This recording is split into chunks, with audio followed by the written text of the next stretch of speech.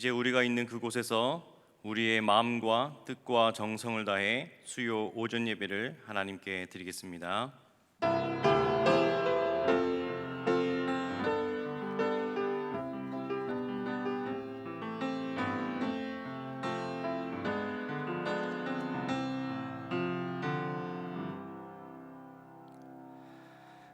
우리의 피난처가 되시는 하나님 아버지, 죄의 종으로 죽을 수밖에 없었던 저희들을 십자가의 보혈로 구원하여 주시고 하나님의 자녀가 되어 살게 하신 은혜에 감사를 드립니다. 저희들이 그 구원의 은혜를 잊지 않고 오직 하나님께만 영광을 올려드리오니 이 예배를 받아 주시옵소서. 또한 오늘의 이 예배가 의무적으로나 습관적으로 드리는 것이 아니라 마음과 뜻과 정성을 다해 드리는 진실한 예배가 될 수 있도록 저희들의 중심을 붙잡아 주시옵소서. 예수님의 이름으로 기원하옵나이다. 아멘. 다 함께 찬송가 28장, 통일 찬송가로도 28장입니다. 다 함께 찬양하시겠습니다.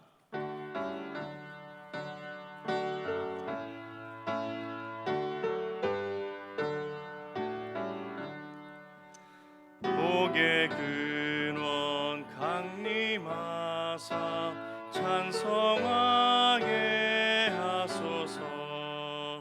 한량 없이 자비하심 증량할 길 없도다. 천사들의 찬송가를 내게 가르치소서.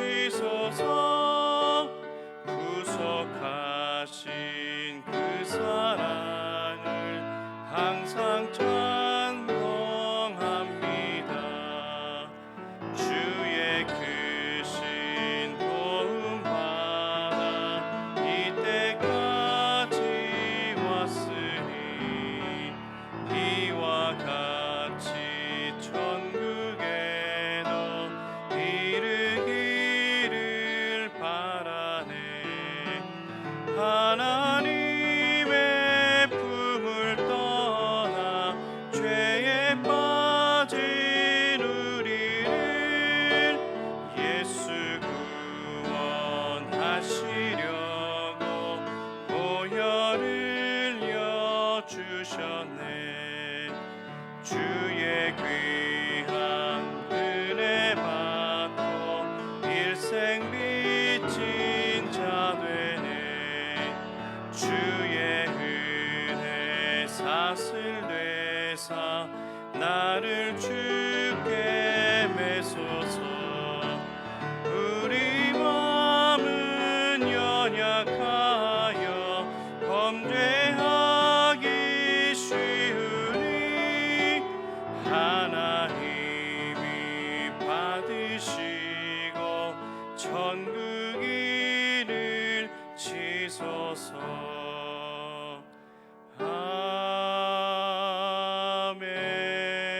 아멘. 함께 기도하겠습니다. 우리의 구원자가 되시는 하나님 아버지, 감사합니다. 저희들을 주님의 자녀로 삼아주시고 우리를 선한 길로 인도하시며 또한 지금 있는 자리에서 영상으로 하나님께 예배드릴 수 있도록 인도하여 주시니 감사합니다. 이 시간 오직 하나님만 바라보며 간절한 마음으로 예배드리오니 이 예배를 기뻐 받아 주시옵소서. 온 만물을 통치하시는 하나님, 지금 온 열방은 코로나19로 인해 탄식과 두려움과 고통에 사로잡혀 신음하고 있습니다. 하나님께서 이 세대를 불쌍히 여겨주시고 하루빨리 백신과 치료제가 개발되어 이 어두운 바이러스의 공포에서 벗어날 수 있도록 인도하여 주시옵소서. 그리하여 코로나19로 인해 멈추어진 경제활동이 다시 회복되게 하시고 이로 인해 실직과 경제적 어려움 등으로 힘든 시기를 보내고 있는 자들이 다시 한번 일어설 수 있도록 은혜를 더하여 주시옵소서. 그래서 이 세대가 하나님의 전능하심을 인정하게 하시고 하나님께로 돌아오는 역사가 이루어지게 하여 주시옵소서. 이 시간 북한을 위해서 기도합니다. 북한은 지금 지도자의 잘못된 판단으로 인해 수많은 주민들이 고통과 어려움에 시달리고 있습니다. 그리고 그들은 도발과 위협을 일삼으며 이 땅의 평화를 무너뜨리고 있습니다. 하나님, 속히 김씨 세습의 독재 정권이 무너질 수 있도록 인도하여 주시고, 이 땅이 복음으로 통일이 되어 이제는 통일 한국에서 선교 한국으로서 하나님께 귀하게 쓰임 받는 이 나라 이민족이 될 수 있도록 인도하여 주시옵소서. 또한 우리 주한교회가 선교적 삶으로 세상을 섬기고 치유하는 교회가 되기를 간절하게 소망합니다.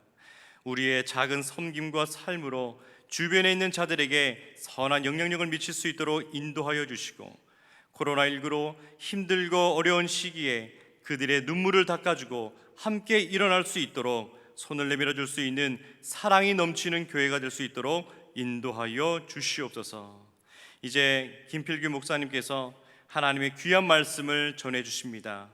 특별히 하나님의 능력으로 말씀을 선포할 수 있도록 인도하여 주시고, 그 말씀에 힘이 있어 듣는 이로 하여금 도전이 되고 은혜가 되며 삶의 회복을 경험하는 귀한 시간 될 수 있도록 인도하여 주시옵소서. 예배의 시종을 주님께 맡겨드립니다. 하나님 영광 홀로 받아주시고, 이 시간 사단의 세력들이 틈타지 않도록 우리의 심령을 붙들어 주시옵소서. 그렇게 행하실 주님을 기대하옵고, 이 모든 말씀 예수님의 이름으로 간절히 기도합니다. 아멘.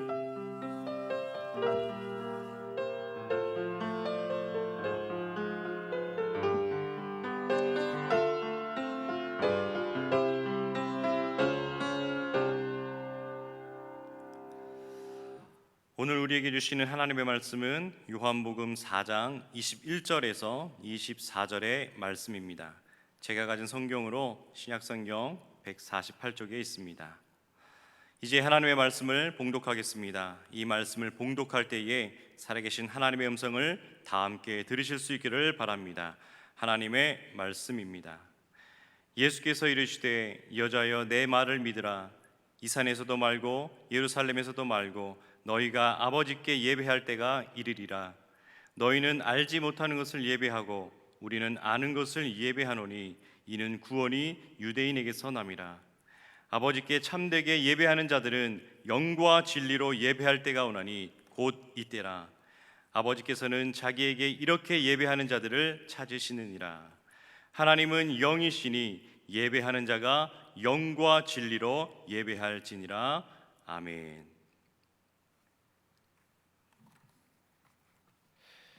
우리 다 함께 기도하겠습니다. 자비로우신 아버지 하나님, 하나님의 놀라우신 은혜와 사랑에 감사합니다.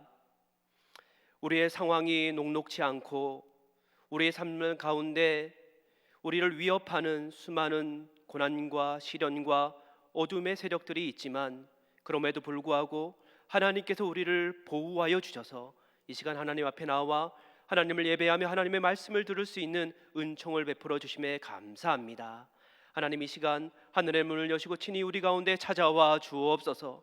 우리 안에 있는 모든 어두움들이 주님의 이름으로 이 시간 다 떠나가게 하여 주옵소서. 그리고 그 말씀 안에 있는 놀라운 주님의 은혜와 능력과 치유와 축복을 경험하게 하여 주옵소서. 이 모든 말씀 예수님 이름으로 기도합니다. 아멘. 할렐루야.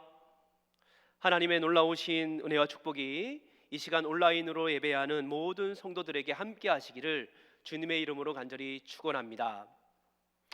우리는 지금 코로나19 바이러스로 인해 예배당에 모여서 함께 예배하지 못하고 각자의 처소에서 온라인으로 예배하고 있습니다. 전에는 너무나도 당연히 했던 예배당의 예배가 온라인 예배로 전환된 지 벌써 6개월이 지나면서 많은 성도들이 예배당에 모여서 드리는 예배가 얼마나 소중한지 미처 몰랐다고 이구동성으로 말하고 있습니다. 그리고 온라인 예배를 드리는 것이 편하기는 한데 점차로 이 온라인으로 예배 드리다 보니까 예배의 감격을 상실하고 영적으로 침체되는 것만 같아서 너무 안타깝다라고 말하기도 합니다. 물론 하루속히 코로나19 바이러스가 박멸되어서 이전처럼 예배당에 함께 모여 뜨겁게 예배하고 성도들과 함께 교제할 수 있었으면 얼마나 좋을까요? 하지만 전문가들에 의하면 코로나19 바이러스 치료제와 백신이 개발되기까지는 앞으로 적어도 1년 혹은 2년 정도의 시간이 소요될 것이라고 말합니다. 그렇다면 이 코로나19로 인한 세계적인 대재난의 상황에서 우리는 하나님을 어떻게 예배해야 하겠습니까? 아니, 어떠한 상황 속에서도 하나님께서 기뻐하시는 예배, 또 하나님으로부터 놀라운 은총을 경험하는 예배는 과연 어떤 예배일까요? 사실 예배는 하나님과 인간이 만나는 가장 위대한 사건일 것입니다. 예배 가운데 거룩하신 하나님께서 친히 하늘을 가르시고 직접 우리를 찾아오시지요. 예배 가운데 우리는 믿음과 용기를 가지고 거룩하신 하나님을 향해서 담대하게 나아갑니다. 우리를 찾아오시는 하나님, 그리고 하나님을 향해 나아가는 인간, 이들의 이 역동적인 만남이 예배의 절정을 이루며 하나님의 모든 약속들을 성취하지요. 하나님의 말씀은 우리의 삶의 현실이 되고 하나님의 나라가 바로 이곳에 임하게 되는 것입니다. 사랑하는 성도 여러분, 코로나19로 인한 이 대재난의 상황 속에서도 이러한 예배다운 예배를 경험하고 싶지 않으십니까? 비록 예배당에 모여서 함께 예배하지는 못하고 온라인으로 예배드리고 있다 할지라도 하나님의 이 영광스러운 임재 가운데 모든 것이 회복되고 모든 것이 치유되는 그런 예배를 드리고 싶지 않으십니까?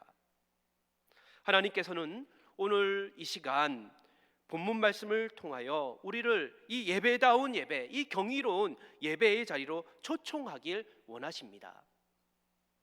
저와 함께 오늘 본문의 사건을 주목하여 해석하면서 이 경이로운 예배, 예배다운 예배의 자리로 함께 나아갈 수 있기를 주님의 이름으로 간절히 축원합니다. 첫째로, 우리가 이 경이로운 예배의 자리로 나아가기 위해서는 자기 멋대로, 자기 방식대로 드려왔던 우리의 모든 잘못된 예배의 습관을 버려야만 합니다. 오늘 본문 말씀 속에는 타는 듯한 목마름에 시달리고 있는 한 여인이 등장하지요. 이 여인은 견딜 수 없는 삶의 갈망으로 인해 고통받고 있습니다. 무엇을 향한 갈망인지도 모릅니다. 무엇이 문제인지도 알 수 없지요. 알아도 해결할 수가 없습니다. 답답할 뿐입니다. 자신의 삶에 매우 중요한 무언가가 결핍되었다고 느껴왔지만 그 결핍을 채울 수가 없어요. 이대로는 안 된다고, 나는 변화되어야 한다고 늘 생각하고 결단하지만 결코 변화될 수 없다는 절망감으로 그녀의 목마름은 점점 더 깊어만 갔습니다. 그녀는 때때로 심각한 우울증과 무기력함에 시달리곤 합니다. 지금 이 여인이 찾은 우물은 야곱의 우물터입니다. 이 우물터는 조상들이 하나님께 예배했던 사마리아 산지에 있던 우물이죠. 그녀는 자신의 집 근처에 있는 수많은 우물터들을 뒤로한 채 꽤 먼 거리를 걸어서 굳이 이 우물터에서 물을 떠서 마셔왔습니다. 왜일까요? 이 야곱의 우물은 영원한 생명수가 부어질 것이라 기대되었던 사마리아 산지에 있는 우물이었기 때문입니다. 기원전 722년 북이스라엘이 아수르에게 멸망한 날로부터 과거 700여 년 동안 그녀의 조상들이 이러한 믿음과 기대를 가지고 하나님께서 여기서 영원한 생명수를 부어주실 것이다 라는 그런 기대를 가지고 예배 드리던 장소였기 때문이지요. 그래서 그녀 역시 먼 길을 마다하지 않고 그 뜨거운 태양빛을 견디면서 습관적으로 이 예배의 장소에 와서 조상의 우물에서 물을 떠다 마시면서 자신의 그 내면의 깊은 목마름을 해결하고자 했던 것이지요. 그런데요, 예수님께서 이 여인에게 말씀하십니다. 내가 지금 마시는 이 물은 너를 다시 목마르게 할 것이다. 애석하게도 예수님의 말씀은 사실이었습니다. 여인은 수많은 날을 바로 이 예배의 장소에서 기대를 가지고 물을 떠서 마셔왔지만 언제나 다시금 목이 마른 그 삶을 벗어날 수가 없었지요. 그의 인생에는 어떠한 변화도 없었습니다. 문제들은 해결되지 않았지요. 이런 유사한 사건이 요한복음 7장 37절에도 기록되어 있어요. 그곳에서 우리는 초막절을 맞이하여 타는 듯한 목마름을 가지고 전 세계에서 예루살렘 성전으로 모여든 수많은 무리들을 발견할 수 있습니다. 그들은 옛날 조상들이 광야에서 바위를 터치고 나온 그 생명수를 마음껏 마신 이를 회상하면서 거대한 종교 의식을 행하고 있었습니다. 원근 갇혀에서 모여든 수많은 사람들이 끝이 보이지 않는 긴 행렬을 이루고 제사장들이 제일 앞에 서서 황금잔을 들고 실로암 목가로 내려갑니다. 그리고 그곳에서 황금잔에 물을 가득히 담은 다음 다시 예루살렘 성전으로 돌아와서 황금잔에 떠온 물을 제단에 쏟아 부으면서 너나 없이 하나님 약속하신 생명수의 강물을 우리에게도 부어 주옵소서라고 하나님께 간절히 기도합니다. 유대인들은 예루살렘 성전에서 이러한 종교 의식을 하루에 무려 7번씩이나, 그것도 7일이라는 절기 내내 반복해서 행해 왔습니다. 왜 그랬을까요? 기원전 966년 솔로몬이 예루살렘에서 성전을 건축하면서 하나님께 기도드린 후에 유대인들은 하나님이 솔로몬에게 주신 약속대로 이 예루살렘 성전에서 하나님께 예배하면, 하나님께 기도하면 반드시 하나님이 응답하시고 그들의 목마름을 생명수로 채워주실 것이라는 것을 확신했기 때문입니다. 그래서 그들은 바벨론의 포로 생활에서 돌아와 예루살렘 성전을 재건한 후 이 믿음과 기대를 가진 채 500여 년 동안 동일한 예배 의식을 반복해 왔던 것이지요. 그런데 여러분, 이들의 목마름은 전혀 해결되지 않았습니다. 생명수는 부어지지 않았지요. 그래서 그들은 이 기나긴 예배 의식을 매년마다 다시금 반복해야 했습니다. 여전히 목마름을 지닌 채, 그리고 또다시 실망하면서 그렇게 수백 년을 유대인들은 예루살렘에서 예배해 왔습니다. 사마리아 사람들은 사마리아 산지에서 그들의 전통에 따라 습관적으로 예배했지요. 유대인들은 예루살렘 성전에서 그들의 전통을 따라 습관적으로 예배했습니다. 하지만 이들의 이 습관적인 예배는 결코 참되신 하나님께 드리는 예배가 아니었지요. 이것은 다음에 사마리아 여인과 예수님의 대화에서 너무나도 잘 나타나고 있습니다. 여자가 이르되 우리 조상들은 이 사마리아 산에서 예배하였는데 당신들의 말은, 즉 유대인들의 말은 예배할 곳이 예루살렘에 있다 하더이다. 예수께서 이르시되 여자여 내 말을 믿으라. 이 사마리아 산에서도 말고 예루살렘에서도 말고 너희가 아버지께 예배할 때가 이르리라. 너희는 알지 못하는 것을 예배하고 우리는 아는 것을 예배하노니 이는 구원이 유대인에게서 남이니라. 사랑하는 성도 여러분, 만약 우리가 드리는 이 예배 가운데 살아계신 하나님과의 만남이 없다면, 그래서 하나님께서 부어주시는 폭포수와 같은 생명수의 은혜가 없다면 아무 생각 없이 그저 습관적으로 드리는 예배를 내려놓아야 합니다. 장소의 문제가 아니라, 시간의 문제가 아니라, 하나님이 어떤 분이신지, 그리고 그분께서 기뻐하시는 예배가 무엇인지 알지 못한 채 그저 남들이 하는 방식 그대로, 그저 전에 했던 방식 그대로 습관적으로 드리는 모든 예배를 이제는 내려놓을 수 있어야 합니다. 특별히 예수님께서는 사마리아 사람들은 알지 못하는 것을 예배하고 우리는 아는 것을 예배하노니 이는 구원이 유대인에게서 남이니라 라고 말씀하셨어요. 이 말씀의 의미가 무엇입니까? 솔로몬 이후 북이스라엘과 남유다로 왕국이 나누어지면서 북이스라엘의 여로보암 왕은 다윗의 그 길을 버리고 사마리아 산지에 송아지 우상을 세우면서 제멋대로 하나님에 대한 예배를 왜곡하기 시작했지요. 그리고 그 이후 북이스라엘 사람들은 남유다 왕국의 다윗 왕가를 통하여 1000년 동안 역사하셨던 하나님의 모든 구원 행동과 계시 사건들을 인정하지 않았어요.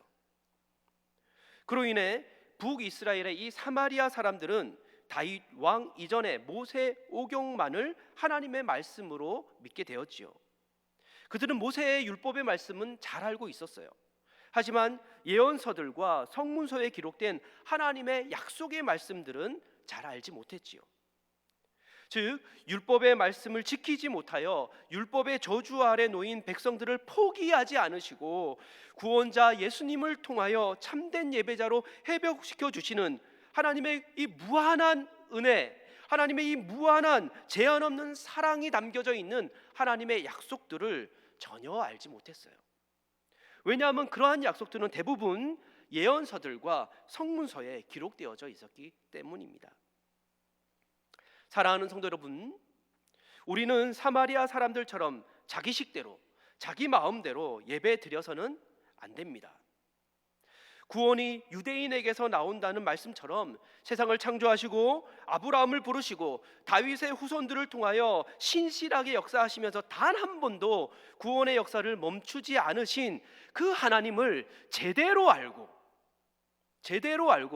그 하나님께서 구약 성경을 통하여 알려주신 그 말씀대로, 방식대로 예배를 드려야만 하지요. 그렇게 우리가 경이로운 예배의 자리로 나가기 위해서는 우선 하나님을 제대로 알고 예배해야만 하는 거예요. 우리가 예배하는 하나님은 어떤 분이십니까? 우리가 예배하는 하나님은 영과 진리로 하나님께 예배하는 자들을 찾으시는 하나님이세요. 아버지께 참되게 예배하는 자들은 영과 진리로 예배할 때가 오나니 곧 이때라. 아버지께서는 자기에게 이렇게 예배하는 자들을 찾으시느니라. 아멘. 여기서 찾는다는 헬라어 단어 제타이는 우리가 잘 알듯이 온 마음과 온 열정을 다해 잃어버린 부활을 찾아 헤맨다는 그런 의미를 지니고 있지요. 하나님께서 자기에게 참으로 예배하는 자들을 이러한 열정을 지니고 이러한 심적인 열심을 지니고 포기하지 않고 찾고 또 찾고 있다는 말이지요. 태초에 하나님께서는 우리 인간을 참된 예배자로 창조하셨어요. 하나님은 인간을 너무나도 기뻐하셨고 모든 인간은 하나님을 참으로 즐거워했지요. 완전한 상호간의 교감, 완전한 상호간의 사랑의 교제, 그것은 하나님과 인간의 최고의 행복이었지요. 하지만 인간이 죄를 짓고 하나님을 떠났을 때 하나님과 인간의 이 만남은 깨어지고야 말았습니다. 예배가 파괴되었지요. 인간은 빛 대신 하나님을 피해 죄악의 깊은 어둠 속으로 도망가 버리고 숨어버리고 말았습니다. 여기서부터 하나님의 잃어버린 자녀를 찾아 헤매시는, 즉 제타이 하시는 신적인 역사가 시작되었어요. 하나님은 파괴된 이 예배를 회복하길 원하셨습니다. 하나님은 예배의 자들을 찾아 헤매셨어요. 그렇게 찾고 또 찾으셨던 하나님은 갈대아 우르에서 아브라함을 보시고 너무나도 기뻐하셨지요. 그를 찾아가셨습니다. 그의 죄악을 용서해 주셨어요. 그리고는 그가 예배자로 설 수 있도록 용기와 믿음과 능력과 은혜를 부어 주셨어요. 아브라함의 자손들은 세상의 모든 사람들이 하나님을 전적으로 외면하고 헛된 죄악의 우상 숭배에 빠져 있을 때 유일하게 하나님을 찾아 예배하는 그런 하나님의 예배자들이었습니다. 여러분 한번 머릿속으로 상상해 보세요. 하나님이 어두운 지하 감옥에서 하나님께 순전히 예배하는 요셉을 만났을 때 얼마나 기뻤을까? 하나님은 황량한 광야에서 하나님께 예배하는 모세를 만났을 때 얼마나 흥분하셨을까? 하나님께서 드넓은 초원에서 하나님께 예배하는 다윗을 만났을 때, 혹은 칠흑 같은 어둠의 역사 속에서 하나님을 참으로 예배하고자 했던 이사야와 예레미야와 뭇 선지자들을 만났을 때 하나님이 얼마나 감격하셨을까? 보기에 힘이 좋았다는 말씀처럼, 내 마음에 합한 자라라는 말씀처럼 너무나 기뻐 춤이라도 더성실 추지 않으셨을까요? 하지만 하나님께서는 세상에서 찾아낸 보화와 같은 이 구약의 성인들의 예배에 만족하지 않으셨어요. 하나님께서는 세상의 모든 민족을, 과거와 현재와 미래의 모든 이들을 참된 예배대로 찾기를 원하셨습니다. 온 인류와의 만남을 회복하길 원하셨지요. 그리고 하나님께서는 예수 그리스도 안에서 온 인류를 예배자로 찾아내셨어요. 예수님의 보혈의 피로 모든 인류의 죄악을 용서해 주시고 성령을 부으셔서 모든 인간이 영과 진리로 하나님께 예배할 수 있도록 역사해 주셨지요. 마가의 다락방에 모여든 120명의 예수의 제자들에게 성령을 부어주시고 그들이 전하는 복음을 믿고 하나님께로 돌아오는 모든 이들을 예배자로 세워주셨습니다. 로마의 전역에서 교회를 통하여 하나님은 세상에 잃어버린 모든 자들을 찾아내셨어요. 중세의 천년간 유럽에 침입한 모든 야만족들을 예수님 안에서 예배자로 찾아내셨고, 근대의 500년간 북미에서, 남미에서, 또한 아프리카에서 혹은 아시아에서 하나님은 교회를 통하여 복음 안에서 예배자들을 찾아오고 계시는 줄로 믿습니다. 여러분은, 또한 우리는 예배자를 찾으시는 하나님의 이 신적인 열정을 알아야 합니다. 느껴야 하지요. 경험해야 합니다. 사망이나 생명이나 천사들이나 권세자들이나 다른 아무 피조물이라도 결코 끊을 수 없는 예수 그리스도 안에서 우리를 찾으시는 하나님의 이 사랑의 열정을 믿어야 할 줄로 믿습니다. 오늘 본문 말씀 속에서도 예수님께서는 이 목마름에 신음하고 있는 한 여인을 찾아가셨어요. 굳이 유대인들이 지나지 않는 불결한 땅, 그래서 돌아가고자 했던 그 사마리아 산지를 지나셨던 것도 바로 이 여인 한 명을 찾아내기 위함이었지요. 내가 마시는 물은 너를 또 다시 목마르게 하겠지만 내가 주는 물을 먹는 자는 영원히 목마르지 아니하리니 나의 주는 물은 그 속에서 영생하도록 솟아나는 샘물이 되리라 라고 예수님께서는 목마른 이 여인에게 말씀해 주셨지요. 또한 예수님께서는 요한복음 7장에서도 목마름에 신음하며 예루살렘에 모여든 수많은 유대인들을 찾아가셨어요. 그곳은 예수님을 죽이고자 이미 결심한 종교적, 정치적 적대자들이 결집해 있던 곳이었지요. 정말 죽을 각오가 없이는 절대로 찾아갈 수 없는 그러한 자리였어요. 하지만 예수님은 목마름에 신음하는 수많은 유대인들에게 생명의 말씀을 전하기 위해 죽음을 각오하고 그곳에 찾아가셨어요. 그리고 초막절에 제7일째 되는 날, 대제사장이 황금잔의 물을 제단에 쏟아놓고 하나님께 부르짖고 허탈하게 그 자리에서 돌아서려는 수많은 유대 군중을 향해 예수님은 고래고래 고함치며 이렇게 소리치셨지요. 그러므로 누구든지 목마르거든 내게로 와서 마셔라. 나를 믿는 자는 성령의 이름과 같이 그 배에서 생수의 강이 흘러나리라. 아멘. 사랑하는 성도 여러분, 우리가 하나님을 예배할 수 있는 유일한 기초는 예배다운 예배, 하나님이 기뻐하시는 예배를 드릴 수 있는 유일한 기초는 장소의 문제도 아니고 시간의 문제도 아니고 형식의 문제도 아니고 우리를 찾으시는 하나님의 이 신적인 열정뿐인 줄로 믿습니다. 하나님께서는 이 시간 우리를 찾고 계십니다. 아니, 이미 그 놀라운 신적인 열정으로 우리를 찾아오셨어요. 의심하지 마시고 두려워하지 마시고 우리를 찾으시는 하나님의 이 불타는 열정을 신뢰하고 하나님을 향해 돌이키시는 주 안에 있는 모든 성도들이 되시길 주님의 이름으로 간절히 축원합니다. 둘째로, 우리가 경이로운 예배의 자리에 나아가기 위해서는 하나님께서 알려주신 방식대로 하나님을 예배할 수 있어야 합니다. 오늘 본문 말씀에 내가 주는 물은 그 속에서 영생하도록 솟아나는 샘물이 될 거야 라는 말씀을 들은 여인이, 사마리아 여인이, 주여 그런 물이 있으면 내게도 주사 목마르지도 않고 또 여기 물을 기르러 오지도 않게 해 주옵소서 라고 요청합니다. 그때 주님은 너의 남편을 데리고 오라 라고 말씀하시죠. 생수를 달라고 요청했는데 남편을 데려오라 라고 대답하니 웬 뚱땅찐 같은 그런 답변인지 모릅니다. 그래서 여인은 남편이 없다라고 대답하죠. 그 대답에 예수님은 내 말이 옳도다. 내게는 5명의 남편이 있었으나 지금 있는 자도 너의 남편이 아니니 내 말이 옳아라고 대답하십니다. 그렇다면 성도 여러분, 왜 예수님은 생수를 원하는 여인에게 남편을 데려오라라고 말씀하셨을까요? 하나님을 떠난 죄인들이 죄를 짓는 과정을 살펴보면 먼저 하나님의 말씀을 불신하고 교만해져서 스스로 하나님의 자리에 앉아서 자신의 정욕을 우상 숭배하게 됩니다. 사실 이 정욕이라는 것은 하나님께서 피조물에게, 우리 인간에게 주신 귀한 선물이죠. 식욕이 있기 때문에 생명을 유지하고, 성욕이 있기 때문에 가정과 가문을 이루고, 수많은 욕구들이 있기 때문에 문화와 예술을 창조하고 그것을 향유하게 됩니다.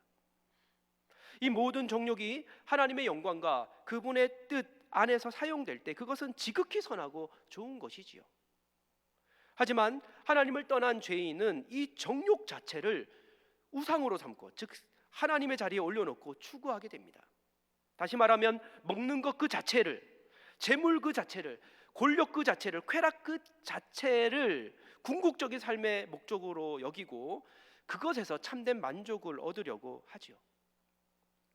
하지만 우리의 영혼은 하나님으로 채워질 때에만이 영원한 만족을 누릴 수 있도록 창조되었기 때문에 하나님이 아닌 그 어떤 것으로도 만족을 누릴 수가 없지요.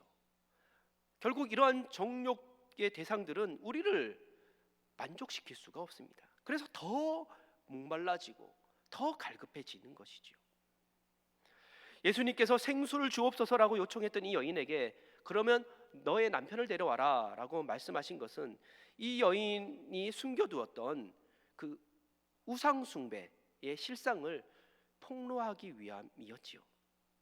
이 여인이 우상숭배했던 바로 그 정욕은 남자의 사랑이었어요. 얼마나 이 여인이 남자에게 사랑받는 것에, 인정받는 것에, 또 남자를 사랑하는 것에 목을 매달았는지는 이 여인이 과거 5명의 남편과 만나고 헤어지고도 만족하지 못해서 지금 다른 정부와 살고 있고, 그래도 갈증이 사라지지 않아 야곱의 우물터에 물을 들이키러 나온 사실을 통해서 우리가 짐작할 수 있죠. 바로 지금 생수를 구한 이 여인에게 예수님은 그녀가 꽁꽁 숨겨왔던 이 죄악, 우상 숭배의 죄악, 결코 이 여인의 목마름을 채울 수 없는, 오히려 더 갈증을 일으킬 수밖에 없는 그 우상 숭배의 죄악을 드러내었던 것입니다. 원인을 찾아내신 거예요. 인류 역사상 가장 치열한 방법으로 하나님께로 나아가고자 했던 인물 중에 종교개혁자 말틴 루터가 있습니다. 루터는 전문날 아버지의 바람대로 법학을 전공하고 사회적인 부와 명예를 누리고자 했지요. 하지만 숙투테린하임이라는 촌락을 향해 가던 중 갑자기 폭우가 쏟아져서 나무 밑으로 피했는데 번개가 내리치고 동해 가던 친구가 죽는 것을 보게 되면서 루터는 그 순간 세상의 모든 헛된 욕심을 버려두고 하나님을 향한 삶을 살겠다라고 서원을 합니다. 이후 루터는 정말로 오직 하나님께로만 나아가기 위한 삶을 시작하지요. 가장 엄격하고 가장 금욕적이기로 소문난 어거스틴 수도회에 입회해서 그 수도회에서도 누구보다도 가장 엄격하고 가장 치열하게 하나님께 나아가고자 몸부림칩니다.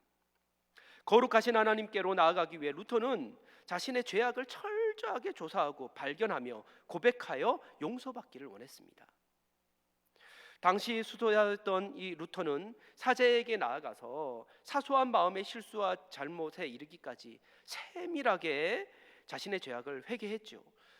오죽 그 회개가 철저했으면 고해 성사를 받던 사제들이 루터의 이 반복되는 세세한 죄의 고백을 너무나도 지겨워할 정도로 그렇게 철저히 루터는 자신의 죄악을 찾아내고 고백했다고 해요. 하지만 정작 루터는 마음의 평안을 얻을 수가 없었어요. 죄악을 찾아내면 찾아낼수록, 그렇게 하여 하나님의 거룩한 빛에 더 많이 노출되면 노출될수록 심각하게 오염되어 있는 자신의 내면의 죄악된 삶에 고통스러워하지 않을 수가 없었지요. 여러분, 그렇지 않습니까? 어두움에 빛이 비추이면 어둠이 드러나게 되지요. 그 빛도 그보다 더 밝은 빛에 노출이 되면 어둠으로 드러날 뿐입니다. 이곳에서도 빛이 있지만 이보다 더 밝은 빛이 이곳에 비춰온다면 이곳도 어두움으로 드러나게 되지요.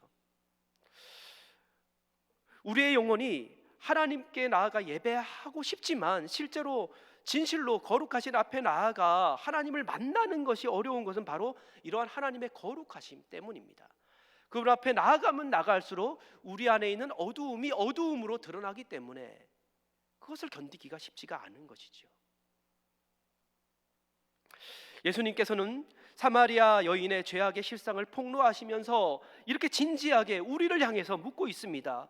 너희가 그 죄악의 굴레로부터 자유할 수 있을 것 같으냐? 너를 얽어매고 있는 그 끈질긴 죄악의 사슬을 네가 끊고 하나님을 예배하는 자리로 나올 수 있을 것 같으냐? 동일하게 예수님께서는 루터에게도 묻고 있습니다. 내가 너의 노력으로, 또한 루터에게 묻듯이 우리에게도 너희가 너의 경건으로, 또한 너의 의로움으로, 너의 고행과 너의 경건으로, 또한 너의 금욕의 삶으로 내게 한 발짝이라도 가까이 다가올 수 있을 것이라고 생각하느냐? 루터는 절망했습니다. 사마리아 여인도 절망했습니다.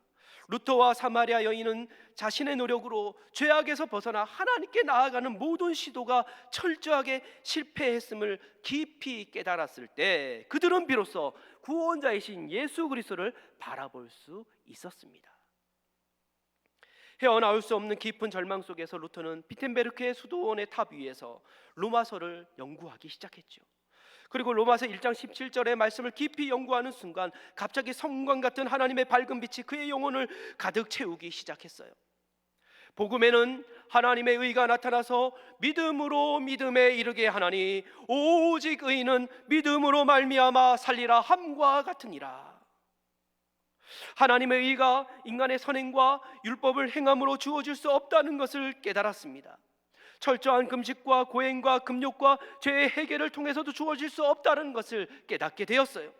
무엇보다 하나님의 의는 복음에 이미 나타났다는 것을 알게 되었습니다. 우리의 구원자 예수님께서 이 땅에 오셨으며 우리의 모든 죄악을 대신 감당하시고 십자가에서 대신 죽으심으로 말미암아 그 십자가의 죽으심으로 값없이 우리가 하나님의 의를 덧입게 되었다는 복음의 진리를 깨닫게 되었던 것입니다. 그리고 오직 예수 그리스도를 믿음으로 말미암아 거룩하신 하나님 앞에 나아갈 수 있음을 확신하게 되었습니다. 바로 이 순간 그가 머물던 탑 속에 하나님의 생명의 빛이 충만해지기 시작했죠. 루터를 오랜 세월 동안 괴롭혔던 그 모든 갈등과 그 모든 불안과 그 모든 좌절과 그 모든 어두움들, 그 내면의 모든 죽음의 힘들이 사라지고 그곳에 하나님의 생명의 빛이 충만해지기 시작했죠. 그리고는 루터의 이 내면 깊은 곳으로부터 하나님의 기쁨과 생명과 평안이 샘물처럼 터져 나오기 시작했어요. 이후 루터는 철저한 복음 전파자가 되었습니다.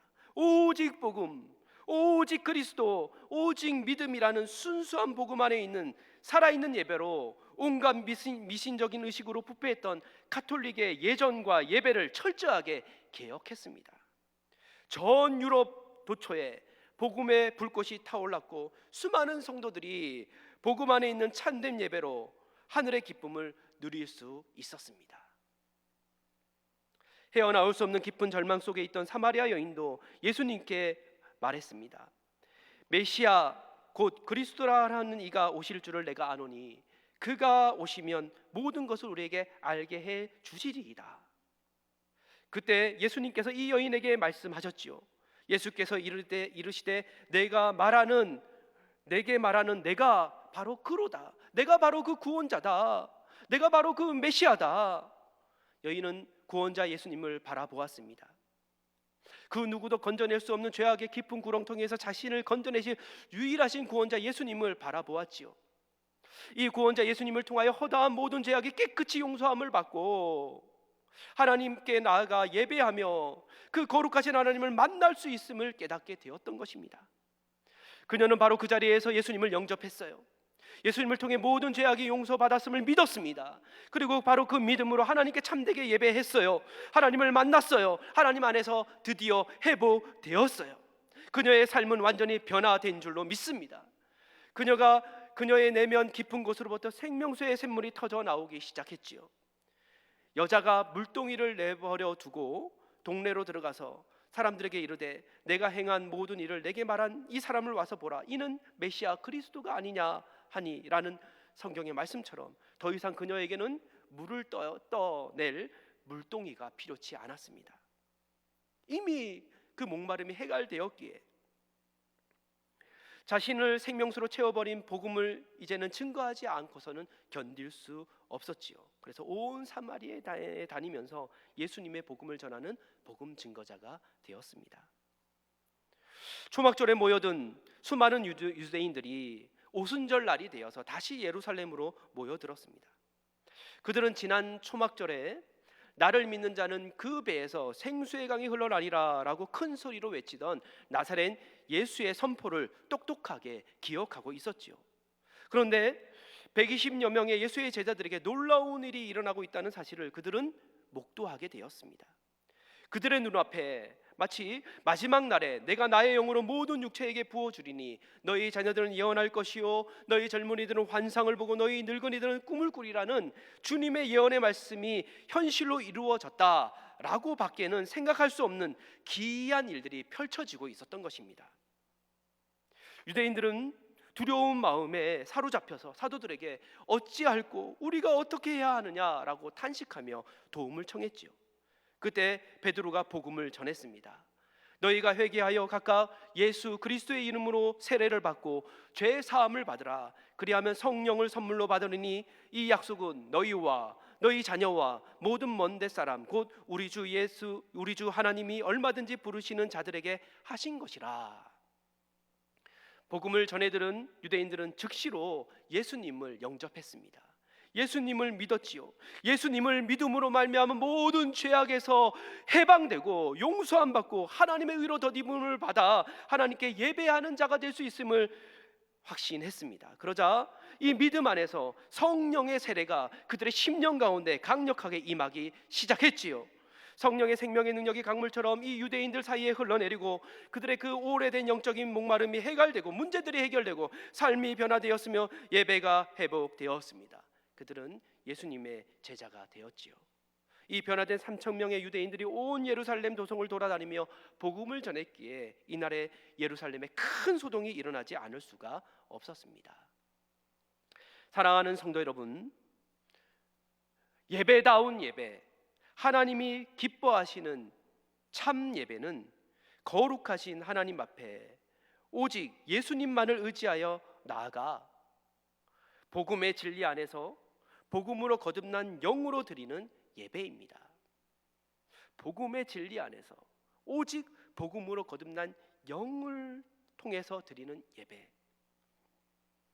예수님을 의지하여 이 시간 우리 모두 하나님께로 나아갈 수 있기를 바랍니다. 믿음을 가지고 우리의 삶에 거치는 모든 것들을 뛰어넘어 하나님의 임재 한가운데로 나아갈 수 있기를 간절히 바랍니다. 다시 말씀드리지만 하나님의 의는 예수님 안에서 우리의 소유가 되었습니다. 남들이 볼 때 좀 훌륭하다 그런 정도의 의가 아니라 하나님이 바라보실 때 0.001%의 흠도 결점도 없는 완전한 의가 그리스도 예수 안에서 우리의 소유가 되었습니다. 그리스도께서 우리의 죄를 용서하시기에 이 땅에 오신 사실을 결코 잊지 마십시오. 그리스도의 고난을 바라보십시오. 그리스도의 그 상처를 기억하십시오. 그리스도의 십자가를 어떠한 순간에도 잊지 마십시오. 바로 그곳에서 우리의 모든 죄악을 이미 용서하신 하나님의 뜻이 그리스도 안에서 우리를 만나길 열망하시는 하나님의 사랑이 분명히 계시되어 있습니다. 그러므로 더 이상 어두움에 습지 마십시오. 더 이상 어두움 속에 여러분의 죄악들을 숨겨두지 마십시오. 이미 빛이 비추고 있습니다. 이미 하나님의 빛 앞에 모든 것이 노출되었어요. 수많은 속임수, 숨겨진 악한 의도들, 욕망들, 수많은 것들 다 하나님의 사랑의 빛, 용서의 빛, 하나님의 은혜의 빛 앞에 드러내시기 바랍니다. 그리고 예수님 안에서 하나님 앞에서 이제는 진실하게 예배하세요. 그러면 반드시 하나님 안에서 참 자유를 누리게 될 것입니다. 참된 안식을 반드시 맛보게 될 줄로 믿습니다. 말씀을 정리합니다. 복음 안에 있는 이 경이로운 예배는 하나님과 인간이 만나는 가장 위대한 사건입니다. 이 예배 가운데 거룩하신 하나님께서 바로 여기, 바로 이 시간 직접 우리를 찾아오십니다. 이 예배 가운데 우리는 오직 예수님만을 의지하여 담대하게 거룩하신 하나님 앞으로 나아갈 수 있습니다. 지금 여기에 우리를 찾아오시는 하나님, 지금 바로 여기에서 믿음으로 하나님을 향해 나아가는 우리, 이들의 이 역동적인 만남이 예배의 절정을 이루며 하나님의 모든 약속들을 성취할 줄로 믿습니다. 코로나로 인한 대재난의 상황일지라도 하나님의 말씀은 그대로 우리의 삶의 현실이 되어지기 시작할 것입니다. 코로나로 인해 상처 입은 우리의 모든 것들이 하나하나 치유되기 시작할 것입니다. 코로나로 인해 무너진 우리의 삶의 터전들이 하나하나 회복되기 시작할 것입니다. 코로나로 인해 무너진 우리의 삶의 터전들이 하나하나 변화되기 시작할 것입니다. 무엇보다 놀라우신 하나님의 능력과 은사들이 우리의 삶 가운데 강력하게 역사할 줄로 믿습니다. 기도하겠습니다. 은혜로우신 아버지 하나님, 이 시간 주신 말씀을 마음에 담고 믿음으로 아멘 하게 하여 주옵소서. 그래서 장소에 국한되지 아니하고 시간에 얽매이지 아니하고 우리가 있는 곳 바로 그곳에서 하나님을 참되게 예배하는 예배다운 예배로 하나님을 기쁘시게 하며 예배다운 예배 속에서 하나님이 부어주시는 놀라운 치유와 회복과 위로를 경험하는 참된 예배자들이 되어지게 하여 주옵소서. 이 모든 말씀 예수님 이름으로 기도합니다. 아멘. 이제 다 함께 찬송가 183장 통일 찬송가로는 172장 함께 찬양하시겠습니다.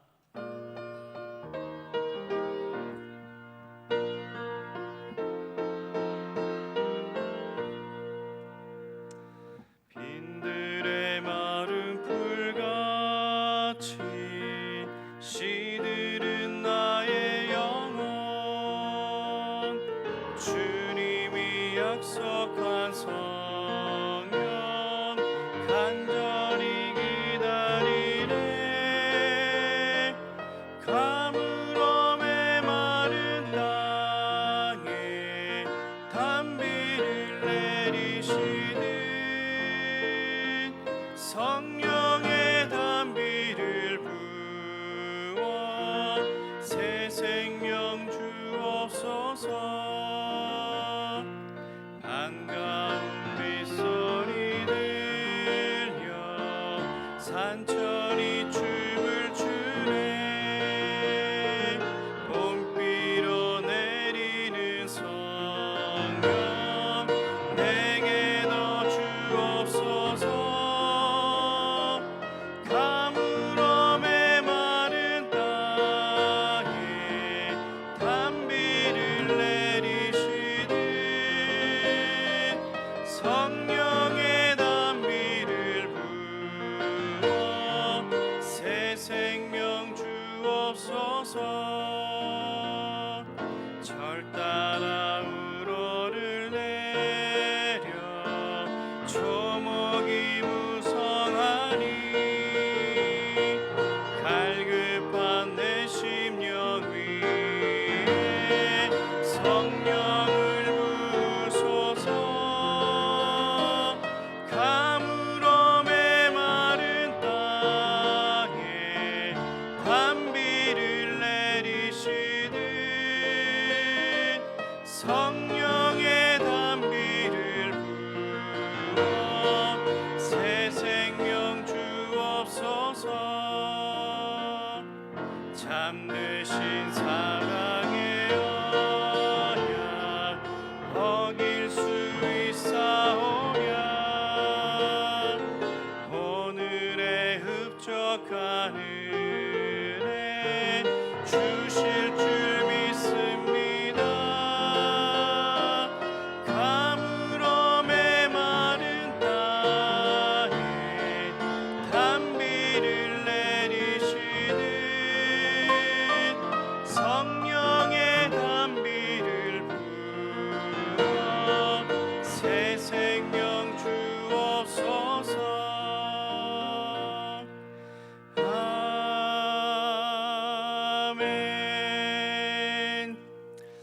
이제 교회 소식을 영상으로 보시겠습니다.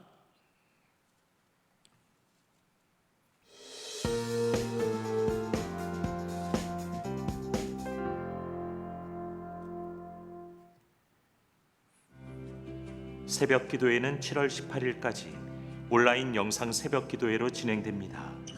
성도들께서는 매일 오전 6시에 교회 홈페이지와 유튜브를 통해 실시간 새벽 기도회에 참여하실 수 있습니다. 7월 19일 주일 예배는 모이는 예배와 온라인 영상 예배를 병행합니다.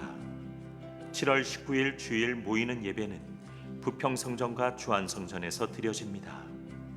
부평성전 예배는 사전 신청 없이 참석하실 수 있으며 주안성전 예배는 4, 5, 6 대교구 성도들 중에서 구역장을 통해 미리 신청을 해주신 분만 참석이 가능합니다.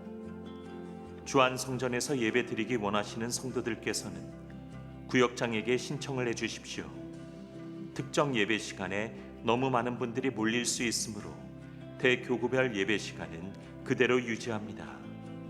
7월 19일 주일 예배는 등록교인만 출입 가능하며 모바일 성도카드 또는 신분증을 통한 등록교인 확인과 발열 체크 후 예배당 출입이 가능합니다.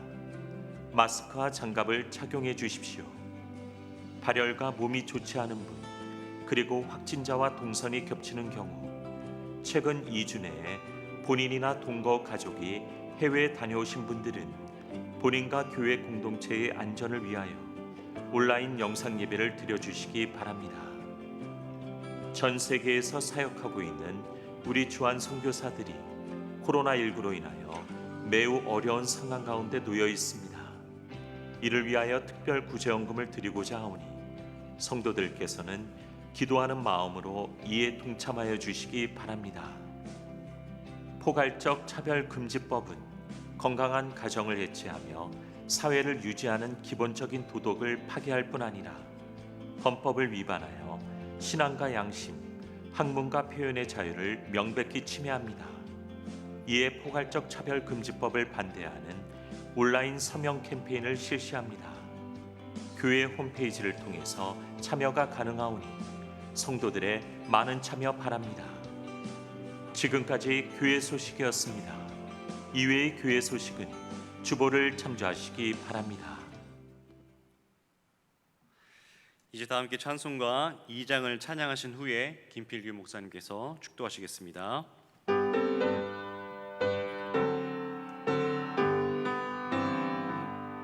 찬양 성부 성자 성령 성삼위일체께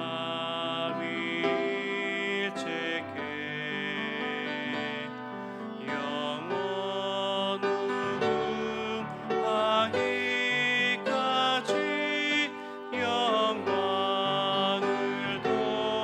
돌리세 영광을 돌리세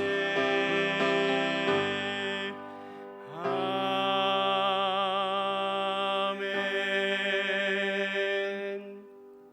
기도하겠습니다.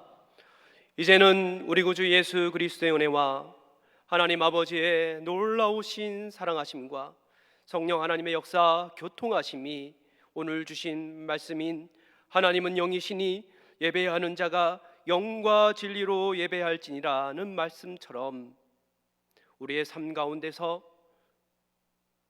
복음의 진리 안에서 복음으로 거듭난 영으로 참되게 하나님을 예배하리라 결단하는 모든 성도들과 그들의 삶과 그들의 미래 위에 이제부터 영원토록 함께하기를 간절히 축원하옵나이다. 아멘.